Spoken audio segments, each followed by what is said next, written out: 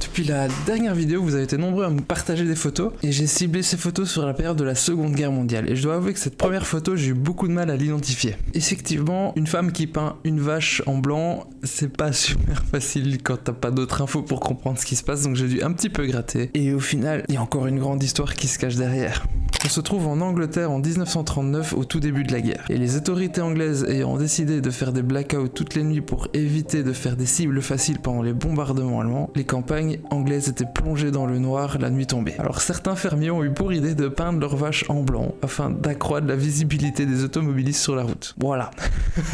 Et cette photo illustre merveilleusement bien cette situation. Le ministère de l'Air ayant prévu que la Grande-Bretagne subirait des bombardements aériens de nuit, qui causeraient un grand nombre de victimes civiles et des destructions massives, a décidé que le ciblage serait plus difficile si les feux artificiels au sol pouvaient être éteints. C'est pourquoi, dès 1939, un dépliant d'information publique mettait en garde contre la nécessité d'une discipline populaire pour veiller à ce que les règlements sur l'interdiction soient pleinement appliqués pendant les périodes ciblées. Des règles d'interdiction ont donc été imposées le 1er septembre 1939, avant la déclaration de la guerre. Celle-ci exigeait que toutes les fenêtres et les portes soient recouvertes la nuit de matériaux appropriés, tels que de lourds rideaux, du carton ou de la peinture, afin d'éviter toute lueur qui pourrait aider les avions ennemis. Les lumières extérieures comme les lampadaires ont été éteints ou atténués et protégés pour faire dévier la lumière vers le bas. Les feux essentiels comme les feux de circulation et les phares des véhicules étaient munis d'un couvercle en fente pour faire dévier les faisceaux vers le sol et ainsi éviter que la lumière se dirige vers le haut où les avions cherchaient la moindre cible à atteindre. Des blackouts ont alors été imposés par les gardes civils de l'ARP qui ont veillé à ce qu'aucun bâtiment n'émette la moindre lueur de lumière. Les contrevenants à cette règle étaient passibles de sanctions juridiques sévères. Les restrictions et les interdictions à l'éclairage public ont considérablement augmenté les dangers de la conduite de nuit et les décès ont augmenté en conséquence. Et c'est là que cette photo se trouve réellement importante parce qu'elle témoigne de la volonté populaire de trouver des solutions à ce manque de lumière la nuit pour éviter justement les accidents.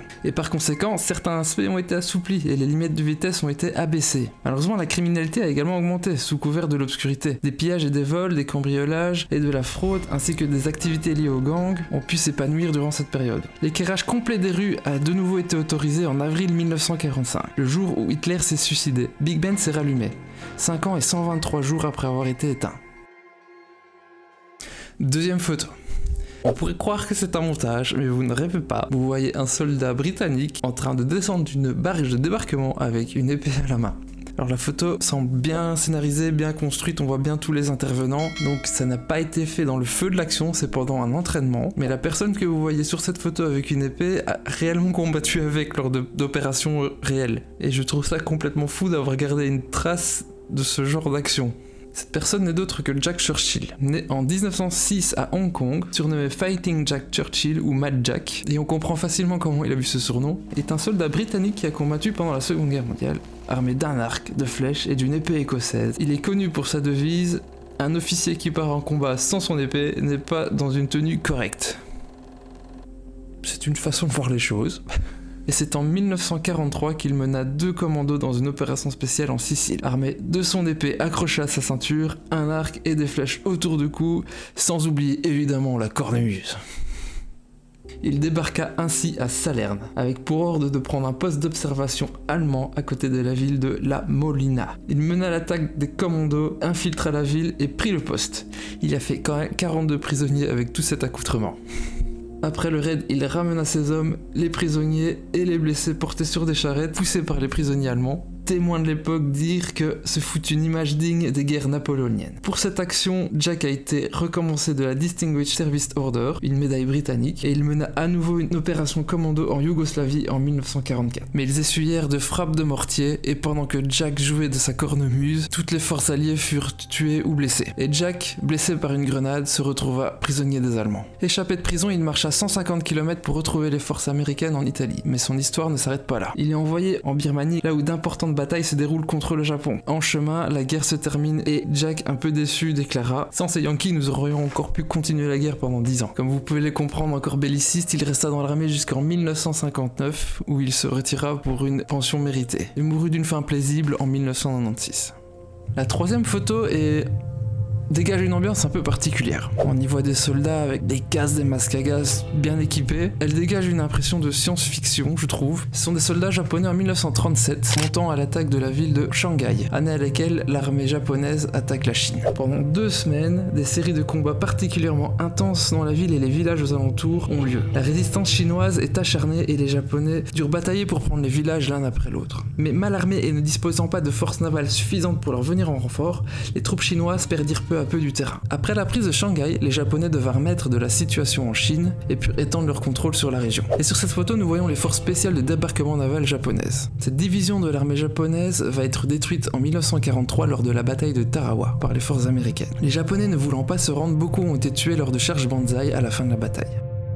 Alors cette photo m'a fait sourire et je l'ai trouvée un peu impressionnante parce que voir un chien parachuté comme ça, j'étais un petit peu mal pour lui parce que ça me semble pas très sécurisant, mais pourtant ça a bel et bien existé et j'ai dû chercher un petit peu plus parce que je comprenais pas très bien l'intérêt pour l'armée pour déployer des chiens de façon aéroportée derrière les lignes ennemies. Et c'est ça qu'on va un petit peu décrire ensemble. Donc sur la photo nous voyons Salvo, le paradog, qui effectue des sauts d'essai sur un terrain d'entraînement en Angleterre. Les chiens étaient habituellement déployés derrière les lignes ennemies avec des troupes aéroportées pendant le D-Day. Les chiens étaient utilisés pour détecter les mines, mais aussi les ennemis qui seraient en train de se cacher pour échapper aux forces alliées ou encore garder les prisonniers. La première opération aéroportée avec un chien se déroule le 6 juin 1944 avec un mute alsacien nommé Bing. Il saute avec le caporal suppléant Ken Bailey du 13e bataillon de parachutistes britanniques. Le chien a dû être jeté hors de l'avion pendant que les feux anti-aériens essayaient d'abattre le véhicule aéroporté. L'animal a atterri dans un arbre et a dû être aidé pour l'en sortir. Ça fut un mauvais départ, mais une fois au sol, Bing était prêt. Il avait été formé pour renifler les ennemis cachés, surveiller les alliés endormis et localiser les menaces telles que les mines et les autres pièges. L'armée britannique a acquis et entraîné de nombreux chiens pour être utilisés comme des chiens de guerre. Le gouvernement de Londres a encouragé les citoyens qui ne pouvaient pas nourrir leurs animaux de compagnie en raison du rationnement à les offrir à l'effort de guerre. Perso, vous touchez pas à mes animaux,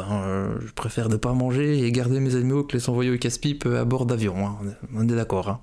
Le caporal Bailey dont nous avons parlé plus tôt a entraîné 3 chiens. Il dut les entraîner à s'habituer au bruit fort des avions, et une fois que les chiens pu gérer cela, ils ont été formés sur la façon de détecter la poudre à canon et les explosifs, localiser les troupes ennemies et effectuer toutes ces actions tout en étant sous les balles ennemies. En mars 1944, Bing débarque de nouveau en territoire ennemi dans le cadre de l'opération Varsity. Il s'agissait de la plus grande opération aérienne jamais menée dans un seul endroit, mettant en avant 16 000 autres parachutistes. Alors l'histoire finit bien pour Bing, il a été décoré d'une médaille et pu retourner dans sa famille après la guerre. Il a pu vivre 10 ans avec sa famille, où il quitta notre monde en 1955.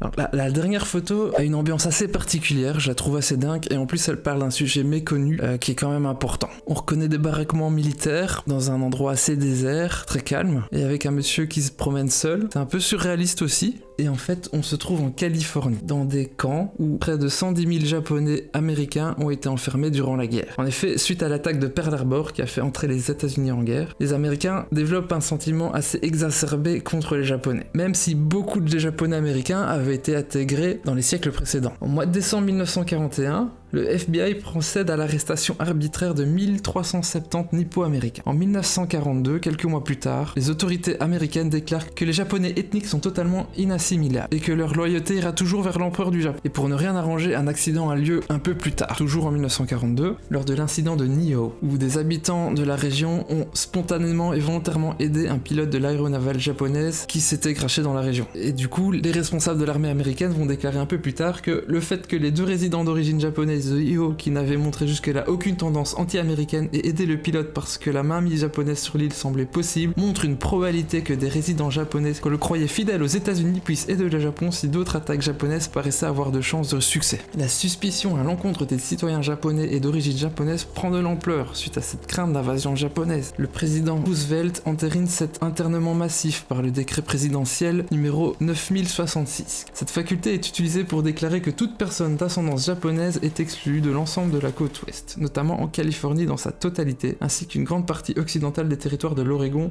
et de l'état de Washington. Alors à cause de cette crainte massive envers une possible invasion des territoires américains par l'armée japonaise qui faisait vraiment peur suite à l'attaque surprise de Pearl Harbor, les autorités américaines ont favorisé la création sur des zones militaires de camps d'internement, où beaucoup de Japonais américains ont été parqués pendant toute la durée de la guerre. Ceci a créé beaucoup de frustration parce que la plupart d'entre eux se sentaient en fait américains et ne voyaient pas pourquoi ils devaient être enfermés. Plus tard dans la guerre, certains ont demandé à rejoindre les forces actives dans les forces de combat américaines en Europe et ont pu s'engager dans l'armée américaine. Finalement, lorsque la fin de la guerre est arrivée, ces camps ont été ouverts et les Japonais américains ont pu retrouver leur domicile. Certains sont même devenus célèbres, notamment l'acteur Pat Morita qui a joué dans Happy Days et Karate Kid.